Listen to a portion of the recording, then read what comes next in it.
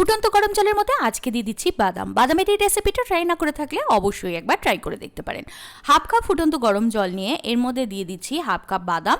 বাদামটাকে 1 minute এর মধ্যে নাড়াচাড়া করার পর এগুলোকে তুলে নিচ্ছি। এরপর বাদামটা একটু ঠান্ডা হওয়ার পর এর মধ্যে থেকে খোসাগুলোকে ছাড়িয়ে নিচ্ছি। সবগুলোরই খোসা ছাড়িয়ে নেওয়ার পর এই বাদামটাকে নিয়ে নিচ্ছি একটা মিক্সি জারের মধ্যে। এর মধ্যে দিয়ে দিচ্ছি হাফ কাপ কাজু বাদাম আর দিয়ে দিচ্ছি 1.5 কাপ মতো টক দই। টক দই কিন্তু এর মধ্যে 2 কাপও ব্যবহার করা যেতে পারে। এরপর দিয়ে দিচ্ছি হাফ কাপ জল আর এর মধ্যে দিয়ে দিচ্ছি চিনি আর দিয়ে দিচ্ছি অল্প পরিমাণ বিট নুন আর চাট মশলা পাউডার।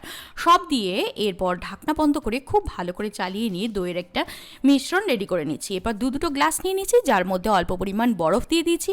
এরপর ওপর থেকে দইয়ের এই মিশ্রণটা ঢেলে দিয়ে ওপরে একটুখানি পেস্তা বাদাম আর কেশর দিয়ে পরিবেশন করে দিলে রেডি হয়ে যায় দারুণ স্বাদের বাদামের লস্যি, যেটা এই গরমে প্রাণ জুড়ানোর মতো একদম উপযুক্ত। অবশ্যই একবার ট্রাই করে দেখতে পারেন বাদামের এই লস্যি।